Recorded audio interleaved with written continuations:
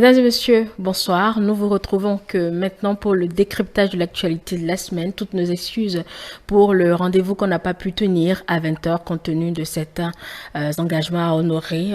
Avec notre consultant politique, nous sommes là maintenant pour l'exercice. Bonsoir à vous, Agapit Napoléon Maforican. Bonsoir Gilles, bonsoir à tous les téléspectateurs. Et merci également aux internautes qui nous suivent malgré l'heure. Alors, Agapit Napoléon Maforican, on a parlé de plusieurs sujets sur les plateaux ce matin. L'Église qui revient à la charge par rapport au code électoral. Cette semaine, la conférence épiscopale du Bénin a communiqué sur les recommandations issues du colloque d'avril. On en a parlé sur nos plateaux. L'invité de l'entretien n'est pas passé par quatre chemins pour demander à l'Église de s'occuper de ses affaires. Alors, on a déjà eu des échanges sur le sujet, sur ce même plateau, Agapit Napoléon Maforican, mais et si on reconsidérait un peu les choses, l'Église étant dans une posture anticipative d'éventuels conflits qui pourraient survenir à l'issue des élections générales de 2026, est-ce que cette alerte, ne devrait pas être entendue? C'est plutôt une sorte d'injonction de l'Église, une émission déplorable et désespérante dans une situation qui n'en vaut pas la peine. Un mélange de rôle, un mélange de genre qui peut être nuisible à la bonne cohabitation, sinon vivre ensemble. Parce que l'Église, nous ne sommes pas dans un État chrétien catholique que je sache. Moi, je suis chrétien catholique. L'État, il est laïque. Moi, je le suis. Donc, je n'ai pas envie qu'on me raconte quoi que ce soit. Je n'ai pas envie. Je ne détiens pas ma foi de la vie de qui que ce soit. Donc, c'est personnel. Mais au moins, autant moi je le suis, autant plein de Béninois ne le sont pas. Et on doit les respecter. Et je pense que l'Église outrepasse les limites. C'est à la limite comme si on se retrouvait encore au MMM, et missionnaires marchands et militaires. Les troisièmes. Alors, donc, est-ce qu'on est encore là? Et l'Église veut-elle recoloniser les pays francophones? N'a-t-elle pas beaucoup d'autres choses à faire? Quand tu as dit ça, tu te dis, mais est-ce que c'est à l'Église qu'il faut s'en prendre ou aux hommes qui l'animent? Est-ce que dans tous les pays, l'Église catholique se comporte de cette manière? L'Église assure toujours la veille. Non, son rôle n'est pas d'assurer la veille, c'est un rôle d'assurer la foi. Dans le maintien de la paix. Non, ce n'est pas son travail, c'est un glissement désespérant. C'est un très mauvais glissement et ce n'est pas dans tous les pays. Le pape n'a jamais fait d'injonction. Le Saint-Père, qui est l'autorité morale spirituelle de l'Église catholique, ne fait jamais d'injonction. Ne fait jamais de mélange de genre. Mais des recommandations n'ont rien à voir avec des injonctions. Les recommandations dans un aspect, dans un secteur qui ne les concerne pas. L'Église s'occupe des questions d'ordre général. Oui, mais ils ont commis des experts sur le sujet. Ce n'est pas son travail. Ce n'est pas son travail. L'Église a les cathédrales, l'Église a les chapitres, les chapelles, où il faut parler à ses chrétiens. L'Église n'a pas à se mêler du jeu politicien, en parlant même donc de relecture consensuelle. Mais le consensus, c'est quoi? En démocratie, ça a quelle valeur? Mais est-ce que dans l'Église catholique, il y a du consensus? Mais j'ai l'impression que c'est un travail à créer les conditions d'une rébellion, enfin En fait, pour vous, l'Église crée la psychose, au fait. Exactement. À créer les conditions d'une psychose préélectorale pour dire nous avions raison. L'Église se mêle des gens. L'Église se mixe dans le jeu de la politique. Quand vous avez lu la Constitution, est-ce que vous avez lu dans un seul article que l'Église doit se mêler et que la raison d'être de l'Église catholique, de l'Église protestante, de l'Église chrétienne céleste, des églises évangéliques, de toutes les églises, des temples et des mosquées, des synagogues, pourquoi pas, des loges, leur raison d'être, c'est l'article 23 de la Constitution. C'est la liberté d'expression. Alors, lorsque l'Église va au-delà et s'attaque à des lois votées au Parlement, l'Église outrepasse, l'Église se mixe, l'Église, je pense qu'elle s'invite dans un festin qui ne la concerne Mais pas. vous oubliez que l'Église écoute les voix peut-être de ses fidèles. Je dis, ces fidèles ne sont pas, le Bénin n'est pas un État chrétien catholique. Non Ces plus. fidèles, ils n'ont qu'à parler, mais ils n'ont qu'à régler ça. Mais ces fidèles sont dans les églises. Mais ils n'ont qu'à gérer ça lors des messes de dimanche. Ils n'ont qu'à gérer ça lors des retraites. Ils n'ont qu'à gérer ça lors des les grandes rencontres que l'Église s'est organisée. Ils n'ont qu'à gérer ça entre eux. Et c'est à l'Église, de son influence et de l'influence de ses fidèles, de faire en sorte que dans la cité, ils transposent leurs vertus dans la gestion de l'État. C'est à l'Église de ne pas le faire. Donc, là où elle a échoué, elle invite l'État, elle fait injonction à l'État. Dans son incapacité à faire fléchir ou bien à passer son message à travers son organe, la Croix du Bénin, à travers les nombreux, les cathédrales, comme je l'ai dit toujours, les chapelles, les temples, les cathédrales, les chapelles. Elle, maintenant, s'invite au débat public politique, à l'injonction publique. À mon humble avis, ce n'est pas son rôle. Et ça, comme je dis, je ne m'en prends pas à l'institution église, mais je me désole du comportement des acteurs, ceux qui animent l'église aujourd'hui dans nos pays, en RDC, avec la situation qu'on a constatée à l'élection de Tshisekedi, à sa réélection, on les revoit encore aujourd'hui. Je pense ici au Bénin, j'ai l'impression, certains, les animateurs aujourd'hui de l'Église catholique doivent être rappelés à l'ordre par le Saint-Père.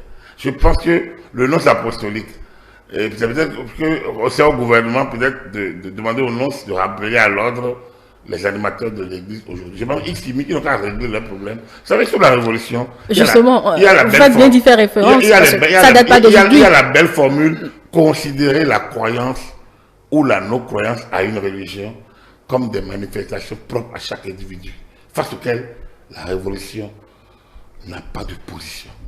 Considérer la croyance ou la non-croyance, et là on peut l'adapter à une religion, est une manifestation propre à chaque individu face auquel l'État béninois n'a pas. Donc aucune religion n'a à en imposer à l'État. Je pense que l'Église s'embrouille par rapport à 90 à la gouvernement national en pensant qu'elle a un rôle. Elle n'a aucun rôle. Elle n'a aucun rôle. Quand repentissez-vous et le Bénin sera sauvé, ça c'est une lettre pastorale. Et les conditions de 89, c'est hier cela. C'est hier bien cela. Mais on n'est plus en 1989. On n'est plus en 89. Il faut laisser les acteurs. C'est comme si les chefs traditionnels se retrouvent maintenant pour dire que les décisions de la Cour constitutionnelle, il faut les reconsidérer. De quoi ils se mêlent? Et pourtant, elles ont leur autonomie, elles ont leur monde dans les villages. Dans leur territoire. Alors, c'est comme si les musulmans ne commencent pas à se mettre aussi en branle pour dire que l'Église catholique a 5 journées fériées et qu'eux-mêmes demandent d'avoir des journées fériées et qu'il faut l'égalité de tous devant la loi. Par exemple, est-ce que si on commence comme ça, où est-ce qu'on va en arriver? Je pense qu'il y a c'est un gros danger ce qui se passe aujourd'hui. Et il y a une sorte de silence autour, condescendant d'un côté, gêné de l'autre. Mais on ne peut pas continuer à l'admettre. C'est quelque chose de tout mal. Dès l'impression qu'il y a une à parler, l'Église catholique parle. Non, l'Église avait déjà dit qu'elle sortirait les recommandations issues de ce colloque. C'est les mêmes contenus. On nous ramène au dialogue. Mais les institutions tournent. Vous dites qu'il faut démocratie. La démocratie, regardez en France ce qui se passe. Regardez en France ce qui se passe. Regardez, vous pensez qu'en Israël, avec des gouvernements qui ne tiennent pas pendant longtemps, bon, aujourd'hui ça va. En Italie, régulièrement où ça tangue. Mais vous dites que c'est la démocratie. La démocratie, c'est loin d'être un long fleuve tranquille. La démocratie, c'est une constante, c'est la mise en route constante, la remise en cause constante d'un calme politique. Alors, lorsque ce calme politique n'existe pas, on dit qu'il y a danger. Mais là, une loi a été votée au Parlement. Oui. Avec la participation de tous les acteurs présents au Parlement. Mais c'est le jeu de rapport de force. Doit-on l'apprendre à l'Église? L'Église le sait. Qui connaît? L'Église en appelle justement aux différentes parties de s'asseoir et de trouver une solution consensuelle selon elle. Moi, j'aurais été content, Angèle, Si l'Église s'occupe des questions des LGBT, par exemple, en disant revisitons la notion de famille, je demande à mes fidèles de... J'aurais bien aimé ça. C'est-à-dire que le gouvernement avait parlé de la démographie. J'aurais bien aimé que l'Église s'intéresse à cette question. La corruption. J'aurais bien aimé que l'Église parle à ses fidèles sur la question de la corruption. Le travail. J'aurais bien aimé que l'Église parle à ses fidèles sur les vertus. Donc, les notions, les vertus, les vertus de vivre ensemble. J'aurais bien aimé. Mais l'Église s'occupe de la politique politicienne. Oui, parce que la politique politicienne peut amener justement à des situations dont qu'ils ont d'ailleurs rappelé au cours de ce colloque de 2019, par exemple, Agapit Napoléon. Parce que justement, ils ont fait une mauvaise analyse de 2019. Parce qu'ils n'ont pas été, parce qu'ils étaient partisans. Parce qu'ils se comportaient comme un parti politique en 2019. Ils ont accompagné l'FCBE Boniaï de 2019. C'est ça. Et c'est ça qu'ils sont en train de mettre. Ils sont en train de mettre en place le même dispositif pour 2026. C'est-à-dire qu'ils préparent une situation de rébellion, une situation de crise post-électorale pour 2026. C'est parce que justement, ils n'ont pas eu de répondant en 2019. Et aujourd'hui, combien de personnes s'interrogent sur le sort des gens, des militaires qu'on a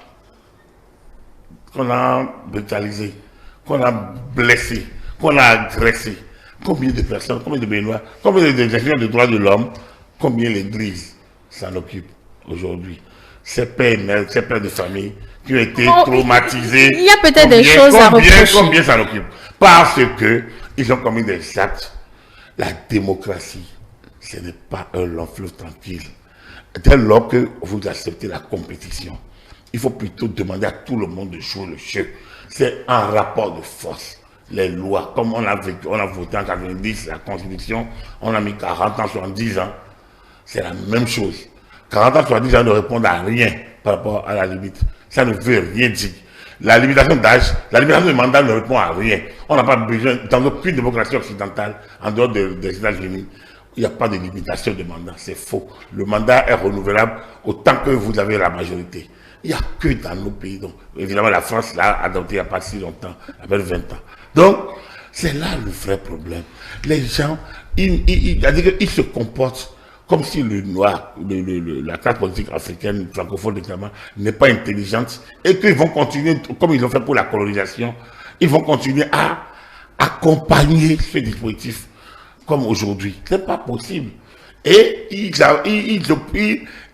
ont le soutien d'une certaine intelligentsia qui affaiblit face aux jeux politiques va s'adonner. Le colloque qui a été organisé, vous l'avez vu qui? Mais un groupe d'aigris. Non, ils ont invité toutes les parties prenantes. Quitte à celui qui veut ne pas y aller, de ne pas y aller, Agapit Napoléon. Ça, ce n'est plus leur faute, ils ont envoyé toutes les invitations. Vous étiez de l'organisation? Non, d'après ce qu'on a entendu. Donc, ils ont invité. La meilleure manière de parler du code électoral, c'est d'inviter le président de la commission des lois. C'est d'inviter l'Assemblée nationale ex-qualité. Et donc, c'est d'aller en parler avec le chef de l'État. Parce que ce n'est pas ça du domaine de l'Église. Sa mission n'est pas ça. Et sa vocation sociale, la doctrine sociale de l'Église, c'est pas de se mêler de la politique politicienne. C'est pas de se mêler des lois votées à l'Assemblée nationale. C'est pas ça. Et la meilleure manière pour l'Église de gérer, on a voté des lois qui donnent des prérogatives à des femmes. Où on dit, bon voilà, l'enseignant ne doit pas, ou l'homme ne doit pas. Parfois, on a surprotégé la femme, à mon humble avis.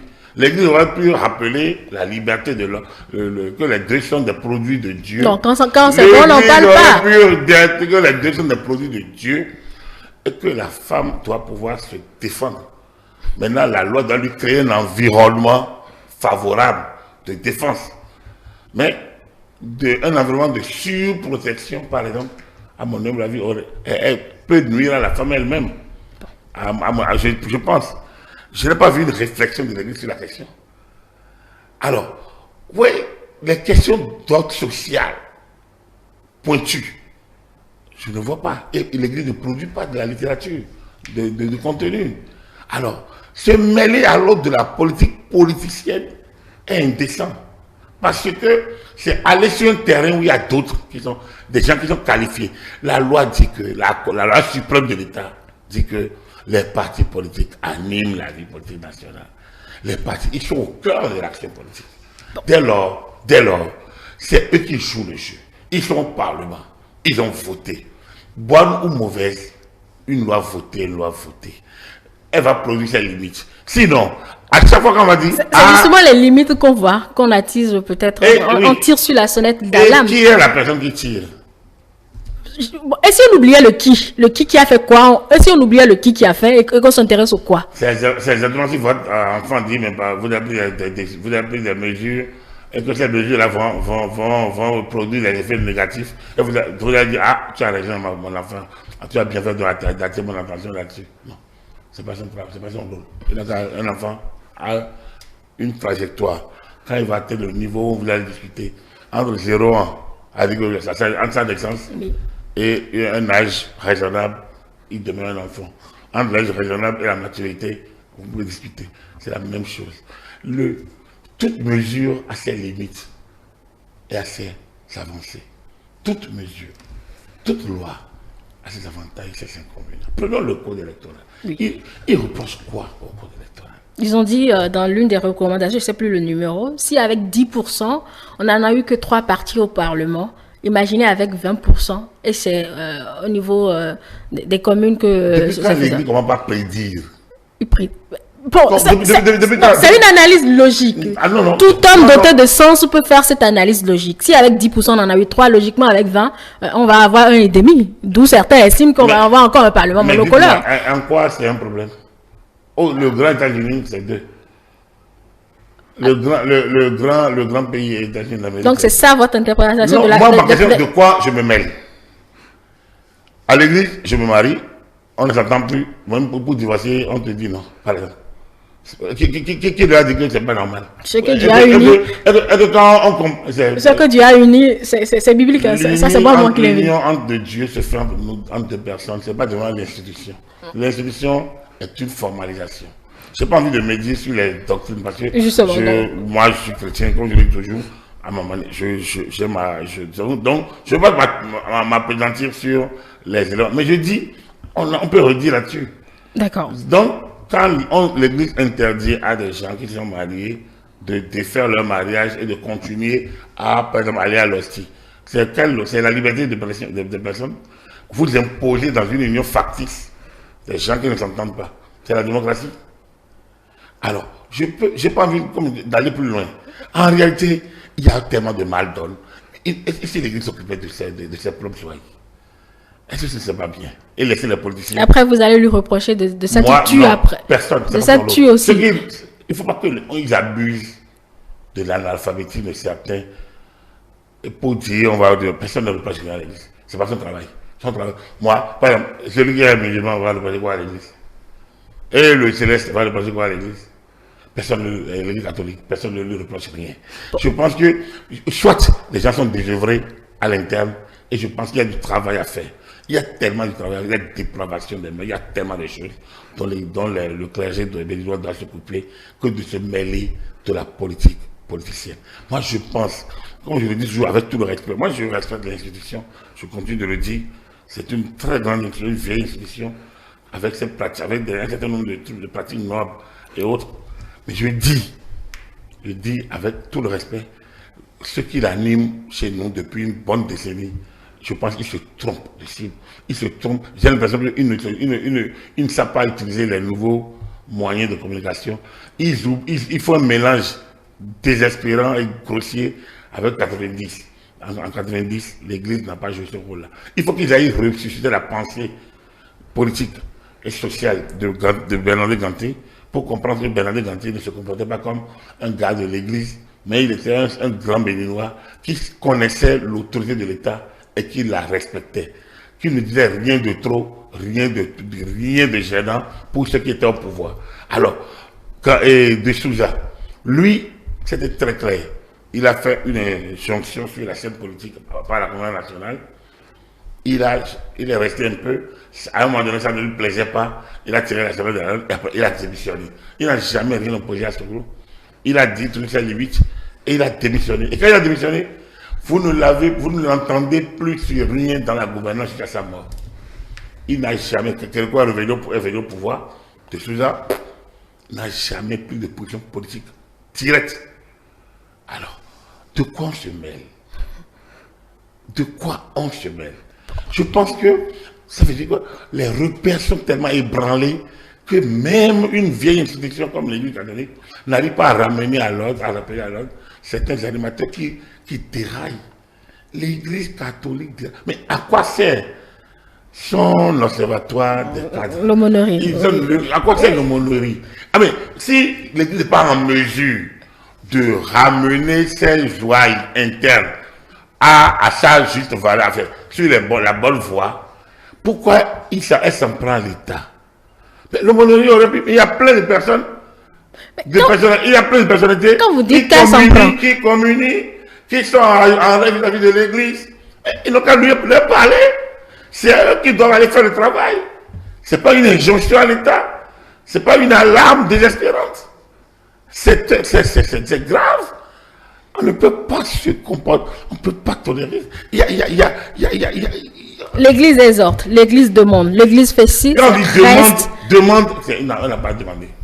Exhorte, c'est de poser un problème qui n'existe pas. En fait, c'est même au sujet qui est problématique.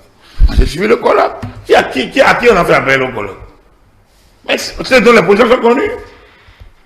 Alors donc, c'est dans la position connue comme opposé à ce que j'ai fait. Moi, je ne défends pas une loi. Je ne suis pas au Parlement. Et je ne peux pas imaginer ce qui va se passer lorsqu'une loi est déjà promulguée. Oui. Donc, ce n'est pas possible. D'accord.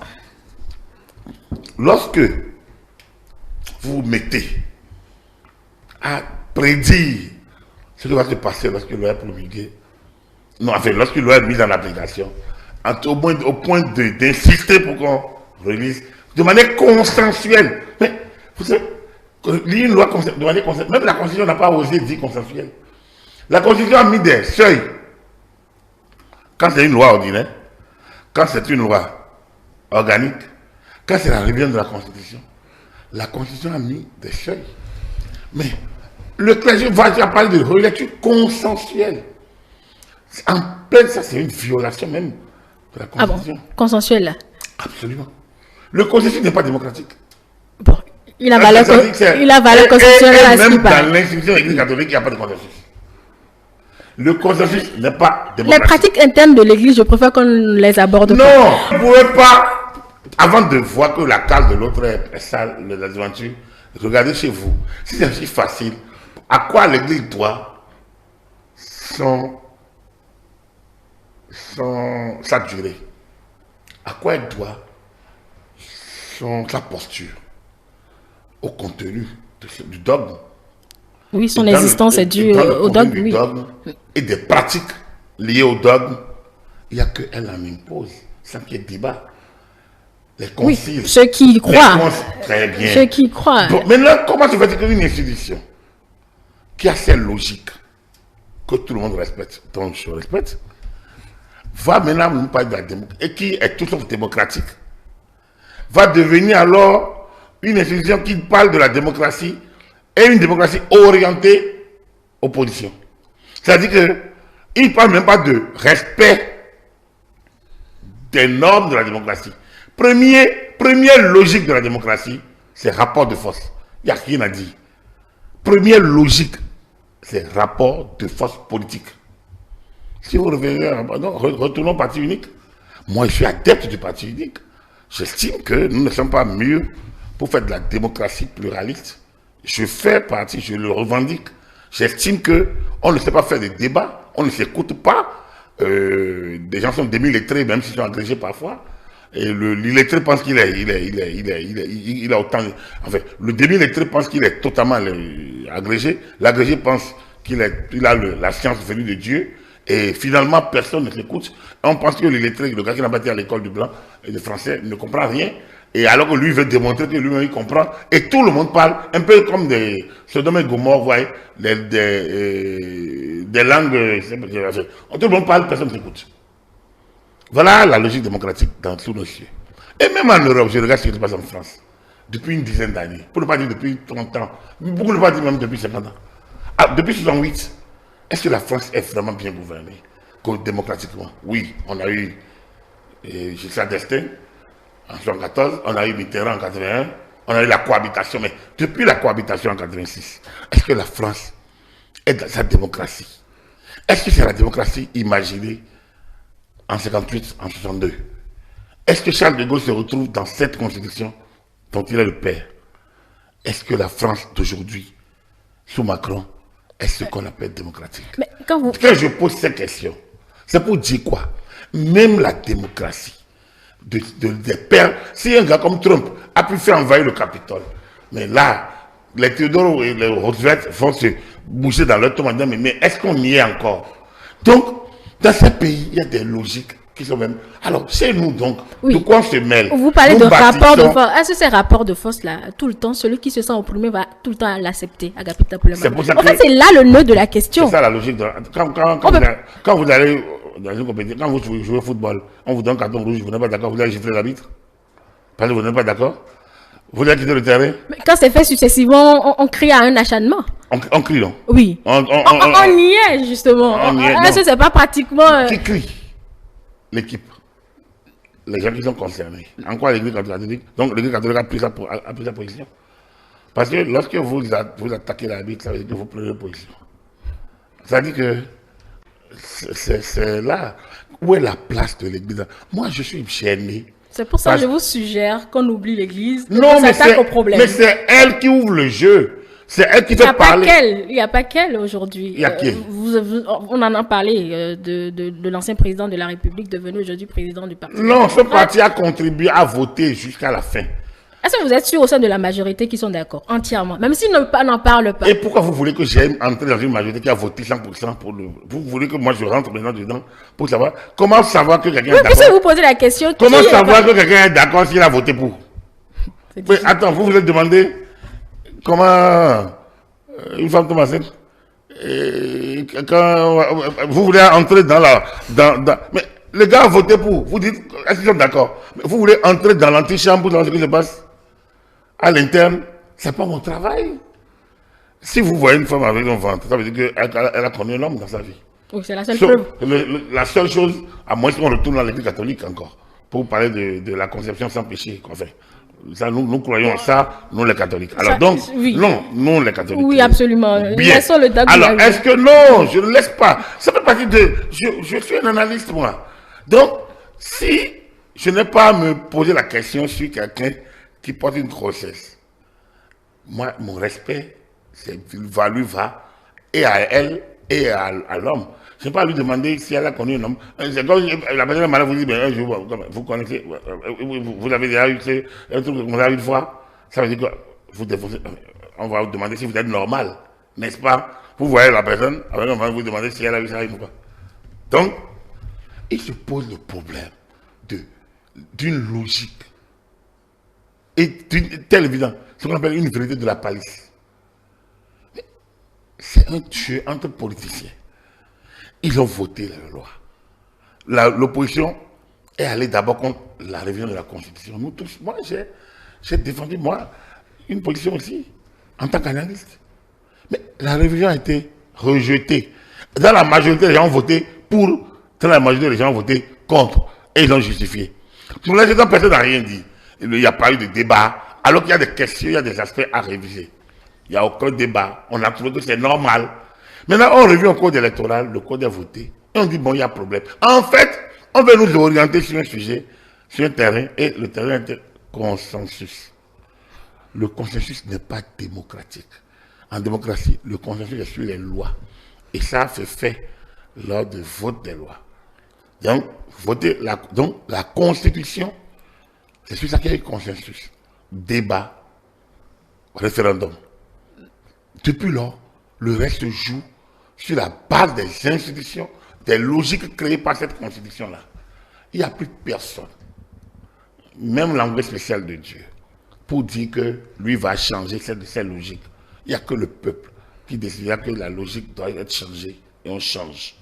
Tout le reste, c'est des gesticulations désespérantes et déplorables qui n'ont d'autre but que de créer la psychose et ensuite de mettre à mal le vivre ensemble.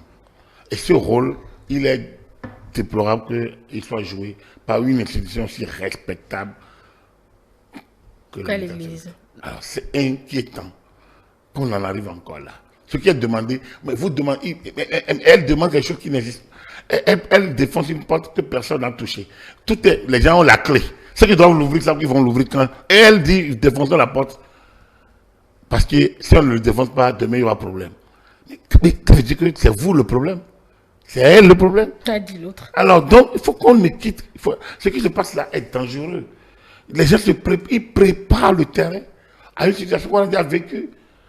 C'est grave. Bon, ça, c'est un jugement de... Non, mais attends, il dit que si on ne le fait pas, ça va mettre ensemble. Mais ça veut dire, si vous ne changez pas, il y aura problème. C'est pas ça, c'est théologie. Moi, ça m'inquiète. Ça m'inquiète. Ou ça m'inquiète de temps. Le silence des institutions. Vous voulez qu'elle fasse quoi? Les institutions. Ce sont des citoyens qui opinent. L'Église n'est pas un citoyen. Non. C'est une organisation Si.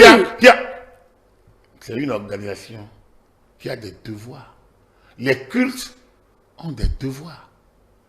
Il n'y a pas une liberté absolue, sans limite, où on peut tout dire, tout faire. Bon, vous voulez que les institutions fassent quoi? Fasse le travail. On a un ministère des cultes, chargé des cultes. Ils peuvent rappeler les gens à l'ordre. Ils n'ont qu'à faire le travail dans les chapelles. Moi, je suis prêt à écouter le mérite d'un prêtre dans une église. Là, il est sur le territoire. Et ceux qui sont là-bas sont ceux qui ont voulu y être. Donc, moi, je n'ai pas de problème là-dessus. Mais je me sens mal lorsque ça se projette au niveau national et on se croit envoyé spécial de Dieu. Non. Dieu, il est unique.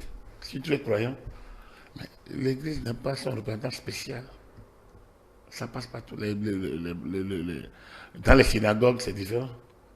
Dans les mosquées, c'est différent. Dans les temples, c'est différent.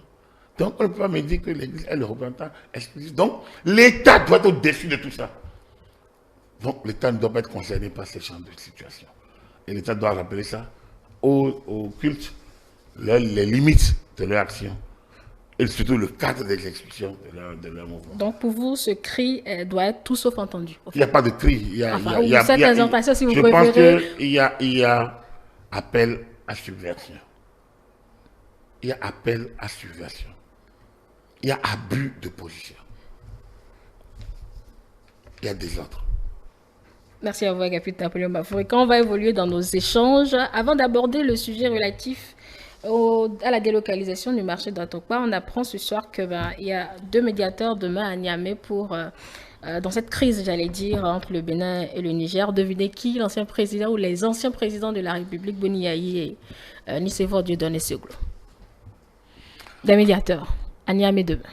Écoutez, Boni Yayi et le président Seglo l'avait déjà laissé entendre dans le cadre donc, de la coalition des chefs d'État, disons, africain, dont il est vice-président, créé par Mandela, il est vice-président avec Olusegun Obasanjo. Il avait déjà évoqué cette question. Il me semble qu'il y a quelques jours, il y a une semaine, quelques jours, il a pu échanger avec Boni Yayi. C'est une bonne nouvelle. Au moins, ces deux ont pu au moins, s'ils réussissent à faire ça, on peut dire au moins qu'ils ont réussi quelque chose ensemble. Et je pense que ça va effacer la ruée sur le marché d'Antokpa. Il y a quelques années, nous parlions tantôt de l'Église. Ça va effacer ces actions négatives d'anciens chefs d'État. Et je trouve que c'est là où on attend les anciens chefs d'État. Tout comme Mathieu Kérékou et le président Zinsou l'avait fait en 2011. L'avait fait en 2011 pour permettre d'aller aux élections avec la LEPI, sous Boni Yayi, alors que tout le monde refusait d'y aller. Je pense que c'est là qu'on attend les anciens chefs d'État. C'est d'accompagner, c'est d'assister, c'est de conseiller, c'est d'aider, mais c'est de ne pas se substituer. Alors, s'ils peuvent porter la parole du Bénin, ce serait intéressant. Mais si c'est pour aller en des diatribes qu'on connaît ici à l'un ou à l'autre, je pense qu'il ne faut pas que la mission se transforme en mission suicide. En opération suicide. Parce que les autres n'ont pas d'amis. Ils vont être attentifs au message et au contenu du message. Ensuite, la mission ne peut pas se faire sans l'avis de Patrice Talon, qui est le chef de l'État du Bénin. J'espère bien que son avis a été requis. Je ne vois pas le président Talon dire non. Il ne cherche qu'à rétablir. Il a fait tout ce qu'il fallait, tout ce qu'il faut pour qu'on évacue cette situation. On nous oppose, et pas plus que les Béninois, dont Boni a lui-même, heureusement, il revient, non, que bon voilà, le Bénin n'a pas fait ce qu'il fallait, on est allé très vite, on a agressé, on a fermé la frontière, on a été zélé. Alors, tout ça a été déaligné. J'espère qu'on n'ira pas à Niamey pour encore aligner tout ça. Il y a une situation qui a eu lieu. On peut déplorer. Mais là, comment faire pour aller de l'avant? En 63, c'est l'éclairage d'hommes de bon sens qui a permis de ne pas aller à l'escalade qui aurait pu être négative pour les deux États. Les deux États se sont retrouvés devant la Haye, à la Cour de justice. Les deux États vivent en parfaite symbiose depuis lors. Cette situation de 2023, juillet, est une situation déplorable sans doute, mais qui montre aussi les limites de la communauté internationale, notamment de l'organisation sous-régionale. Alors, nos deux agents d'État, leur mission, c'est de rappeler tout ça. Que la CEDEAO, là, ces instruments-là, que ce soit Mani Diori, par rapport à l'OUA, que ce soit les agents d'État, notamment Séni Kounché, par rapport à la CEDEAO, que ce soit Bahaman Ousmane, par rapport au traité révisé de la CEDEAO, que ce soit les autres chefs d'État qui se sont succédés, Tandja, Wanké, et comment on appelle l'autre, Bon, vous avez la mémoire, moi. Donc, on doit les aligner, que ce soit l'un ou l'autre, ils ont participé au dispositif actuel de la communauté internationale sous-régionale, c'est-à-dire l'UEMOA, la CEDEAO d'abord, l'UEMOA, la CEDEAO révisée, et les protocoles additionnels. Oui. Les limites qu'il y a dedans, le Niger a participé à ça. Remettre en cause est logique et normal. On peut laisser à chaque État. La souveraineté, c'est connu. Mais c'est au nom de même souveraineté qu'on a créé ces choses-là pour faire du commun. On ne peut pas faire du commun en continuant à crier souveraineté. Quand on fait du commun, donc vous avez laissé une part de votre souveraineté au nom de la communauté. Tout ça, là, il faut peut-être le rappeler ça à la junte. Parce que ne pas le faire, c'est aller en position de faiblesse. Dire à la junte que nous sommes aussi souverains que le Niger, et que autant le Niger a envie de travailler avec les Russes et les Turcs, et autant le Bénin peut travailler avec les Américains et les Français. Elle se dit comme ça ne va pas jeter l'huile sur le feu. Mais c'est une logique. Oui. Ne pas le dire comme une logique qui est su donc. Ne pas le dire comme ça, c'est aller souffler, comment dire, caresser du sang de poil. Oui. Mais après, lorsque vous allez commencer la vraie caresse, vous allez laisser le sang de poil, et quelqu'un va trouver quelque chose pas mal. En fait, il faut que les choses soient claires. Moi, je ne m'aime pas. Comme me dit les deux chefs d'envoi à Niamey, c'est une très bonne nouvelle. Mais au fait, aller à Niamey ne pose pas un problème. Notre ministre était là-bas. C'est ramener quelque chose d'intéressant. Voilà. Aller à Niamey, toutes voies maintenant à Niamey, sauf Malanville. Sauf les voies terrestres et fluviales. Et béninoises. Sinon, le Niger accueille toujours les Béninois sans passeport, sans visa. Sans visa. Donc, dans le cadre des traités de l'UEMOA et de la CEDEAO, ils accueillent toujours, bon, disons de l'UEMOA, ils accueillent toujours les Béninois. Les Béninois accueillent toujours les Nigériens. Donc, il n'y a pas de problème à ce niveau-là. Aller au Niger ne pose pas de problème. Qu'est-ce qu'ils vont ramener du Niger? Voilà ce que moi j'attends en tant que citoyen, en tant qu'analyste, et nous serons attentifs à tout ça. Absolument. Donc, moi je salue la mission, c'est une bonne chose, mais encore faudrait-il qu'elle soit une mission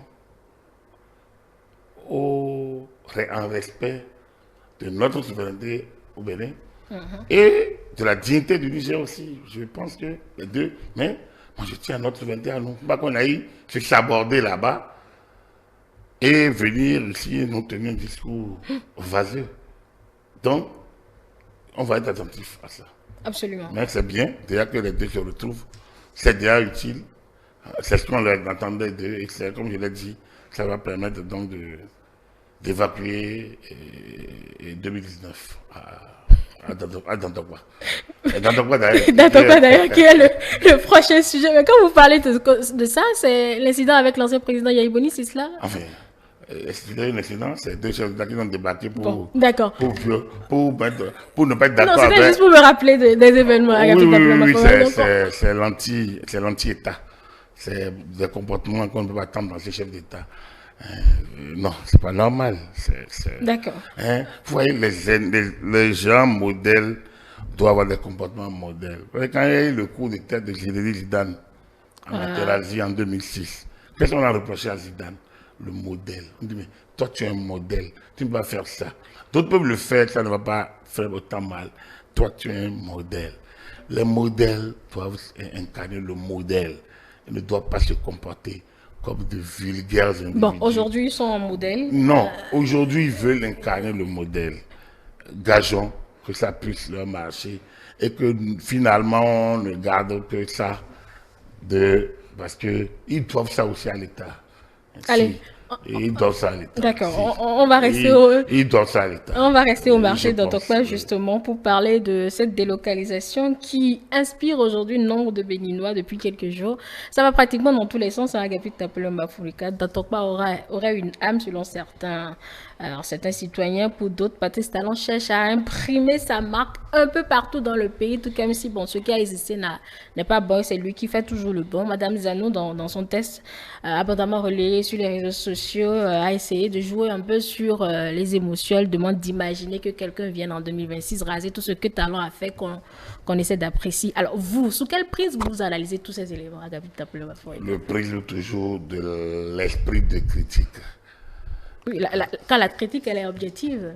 Je dis quand elle est objective, ça permet de... Ça, elle est objective. Il y a un esprit.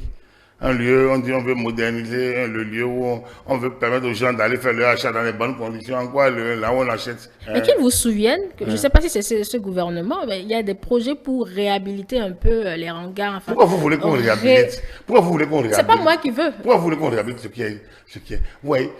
Il y a eu des projets dans ce sens. Moi, je ne fais que les rappeler. L'État n'a pas dit qu'il rase le lycée Toufa Prébi à Porto-Novo, ni le lycée Victor Balo africain, aujourd'hui le lycée Béanzin. L'État n'a pas dit qu'il rase le lycée Oufon. L'État n'a pas dit qu'il rase Mathieu Bambango, comment il s'appelle, Mathieu Bouquet. L'État n'a pas dit ça. L'État n'a pas dit qu'il rase Koulibaly. Voilà les lieux mythiques du savoir. Mais vendre achat, en quoi c'est mythique? Pourquoi les anciens lieux de vente d'esclaves ne sont pas restés? Pourquoi le fort du Dahomey n'existe plus aujourd'hui? Pourquoi on pense que ces choses-là doivent exister? Mais Dantokwa est un globe. C'est un truc qui mérite d'être fait. Au moment où on construisait là, est-ce qu'on a le plan d'assainissement? Vous voyez aujourd'hui les nouveaux marchés. Il faut regarder Dantokwa. Vous êtes sûr qu'on est vraiment encore... Vous ne voyez pas le progrès qui a été fait? Vous savez, pour faire le troisième pont, ce même débat a eu lieu. L'OCBN. Est-ce qu'on va, alors comment on va faire? On dit la traversée ouest de Cotonou. Des gens disent la traversée est, le contournement. Les gens ont bavardé. C'est les premiers qui empruntent ces voies-là en sifflotant ou en chantant. C'est-à-dire quoi? Mais les gens ont l'esprit de critique. Et quand vous voyez quelques personnes éclairées, vous dites non, mais leur éclairage là est motivé par le mauvais esprit, c'est-à-dire la mauvaise pensée d'attaquer celui qui est là. Donc il n'y a que vous qui soyez bien éclairé dans la République. Je ne dis pas, moi je commente. Je ne prends pas, moi je ne fais pas d'action. Moi je me suis pas. Quand celui qui a habilité à prendre une décision prend, je ne peux pas être d'accord. Mais c'est lui qui a habilité à prendre la décision. On ne peut pas prendre la décision deux fois, deux personnes ne peuvent pas. C'est lui, le gouvernement de la République. Lorsqu'il y a une situation, on dit ah ouais l'État. Donc quand l'État fait ce qu'il doit faire, souffrons que ce n'est pas nous. Et évitons les critiques malsaines parce que On a envie de parler pour parler. Mais ceux qui parlent là, eux, ils ont fait quoi dans l'État? Ils ont déjà réalisé quoi? Ils éclatent quoi en termes... On parle du PLM à Ledjo, par exemple. Mais le lieu de la conférence nationale. La conférence nationale, c'est quoi?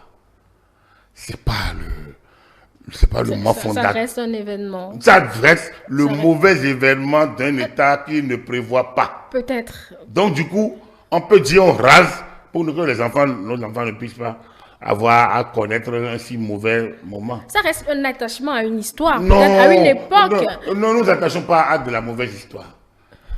L'histoire auquel il faut s'attacher, c'est l'histoire de la prise en charge des destins. La conférence nationale, c'est la victoire d'un groupe sur un autre. C'est du leurre. La preuve, ils se sont vendus des illusions et ils n'arrivent pas à s'entendre sur la suite. Ceux qui ont gagné ont maintenu par force le système. Mais sur quoi on discute réellement? Moi, je sais, ça nous a permis de quitter une situation pour aller à une autre, c'est sûr.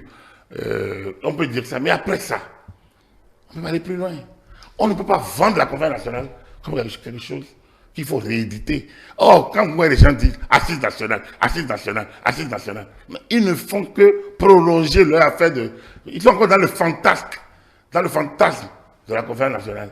C'est des idées fantasques qui sont indues dans le fantasme de la conférence nationale. Oui, malheureusement, la conférence nationale, comme je vous l'ai dit, moi je l'ai vécu en adolescent ou en jeune adulte, mais j'ai vu que c'est la victoire d'un groupe sur un autre. Oui. C'est des rapports de force. Donc, moi, je pense que l'éducation qu'on peut donner à la génération, l'héritage, c'est l'héritage du travail, c'est l'héritage du respect de l'État, le patriotisme, le travail, les comportements civiques.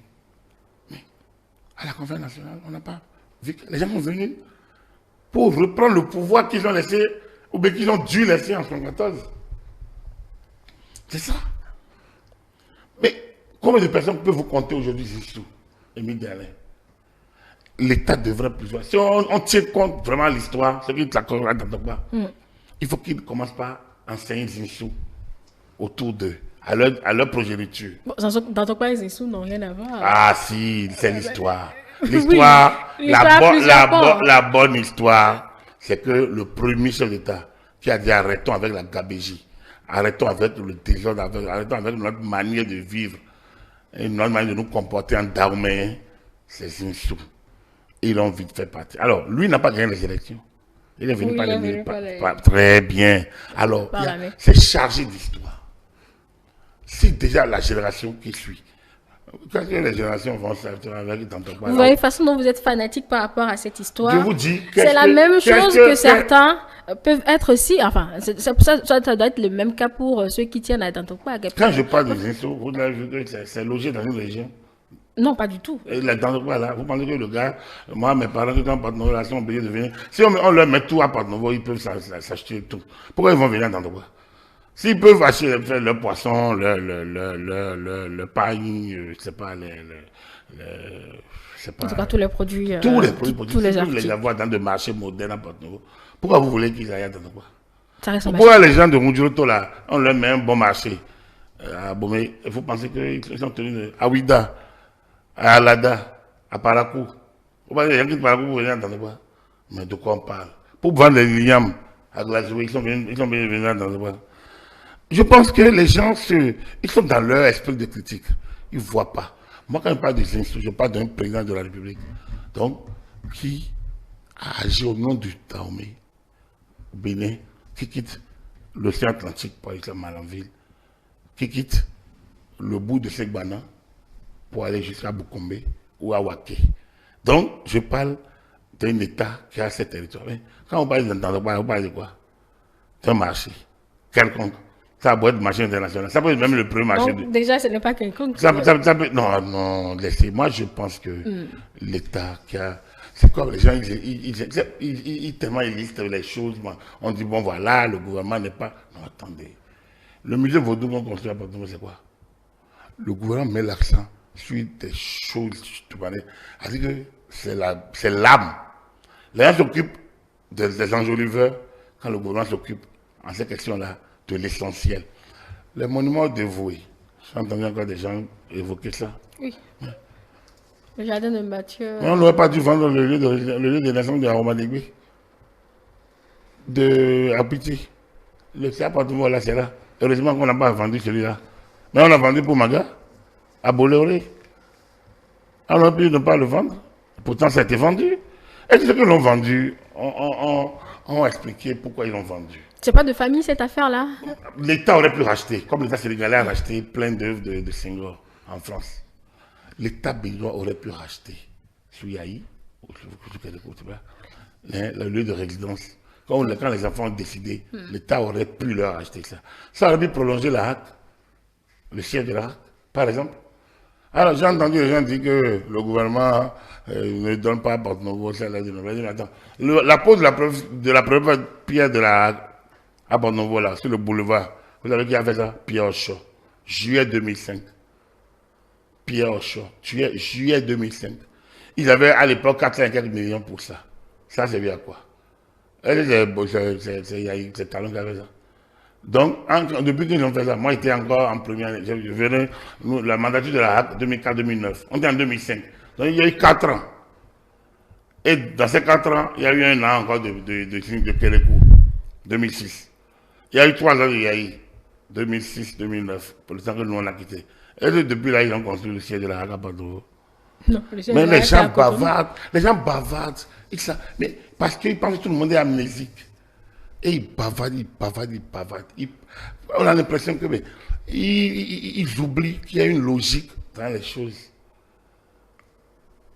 Tantopa n'est pas autant chargé d'histoire qu'on parlerait de chez Manga. Pourquoi on l'a vendu et ils pensent que c'est logique là? On l'a vendu à qui? Un groupe français qui fait son commerce par là. Les enfants, c'est logique qu'ils aient envie de régler cette question. Mais l'État devrait être attentif. Alors, dans ton pays, il est question de moderniser. De moderniser le marché, oui. Donc, Pierre Malédio, il est question de moderniser. L'or déjà, ce que ça va devenir bientôt, les gens ne savent pas. Mais quand les gens sont rentrés dans les marchés, les nouveaux marchés là, est-ce qu'ils ne sont pas tombés d'admiration? Mais je ne comprends pas comment un pays peut des intellectuels, ceux qui sont de l'élite, peuvent s'offusquer du fait que l'État ait envie de raser les gloglos, donc les zones taudis, quelle que soit leur histoire.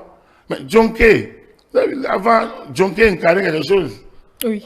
Ça continue d'incarner la même chose aujourd'hui. Bon, ça doit pouvoir. Ça s'est relativisé. Oui. Parce que l'État a dispersé un certain nombre de...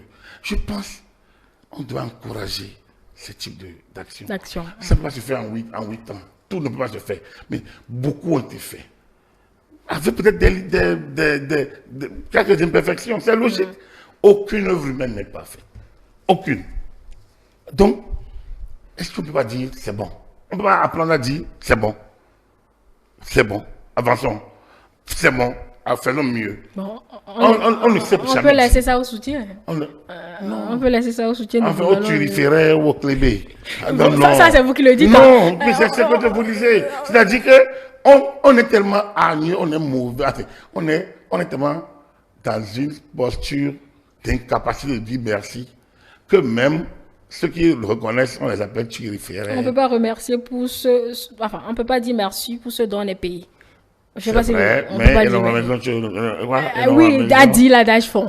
Donc, si on peut déjà dire merci pour celui qui vous a remboursé ce que vous lui avez passé, je ne pense pas que ce soit mauvais quand un État, quand un gouvernement, quand une équipe est animée de bonnes intentions, de dire vous, acte. Ça ne veut pas dire que tout est bon. Je te dis là, mais je mets le main et je critique ce que je peux critiquer. Mais ce que je peux critiquer doit être réalisable, doit être palpable. Il ne faut pas demander au bon Dieu sa barbe, comme disent les gens dans le vulgaire. S'il peut nous donner la barbe, non, attends. On peut la réclamer. Qui pique ça? S'il peut nous la donner. Non, ne demandez pas ça. C'est humain, c'est humain. Non, je pense, vous voyez, j'ai été dans de petites positions d'action et je connais cette posture d'ingratitude permanente. De posture d'ingratitude. C'est-à-dire une posture de ne jamais reconnaître que c'est bon. Esprit de critique. Même le petit sourire qu'on vous est difficile à envoyer parce qu'on n'a pas envie de vous le gratifier, de vous en gratifier. On pense tellement que on détient la science infuse. Mais alors, la personne qui vous fait ça, vous le regardez, vous dites, attends, mais lui, qu'est-ce qu'il lui a déjà fait déjà? Vous regardez, vous projetez dans l'histoire, vous ne voyez que des traces de son passage, à la limite des silhouettes. Donc, un nom identifiable. Vous voyez que la personne est passée par là, vous voyez des ombres, vous ne voyez pas de lumière. Alors, et pourtant, c'est eux qui font la morale. C'est ça le vrai problème du Dahomey. Aujourd'hui, béninois. Enfin, est-ce que ça a changé? Bon, heureusement, nous, on en a fini sur ce plateau, on n'a plus le temps, Agapit Napoléon Africain. Allez, c'est sur ces derniers éléments que nous allons mettre un terme à ce décryptage. Nous vous remercions pour votre disponibilité malgré l'heure. Merci également à vous, chers téléspectateurs, qui êtes restés en notre compagnie jusqu'à cet instant. Vous pouvez retrouver le décryptage en nouvelle diffusion sur ce lundi après le bulletin de la mi-journée. Vous pouvez également le retrouver sur l'ensemble de nos canaux digitaux, notre site internet, le www.etelebena.com, notre page Facebook Etélé en direct. Et vous pouvez retrouver quelques extraits sur notre compte X du même nom, Etelebena. Téléchargez l'application Etélé sur iOS ou Android. Etélé avec vous, pour vous.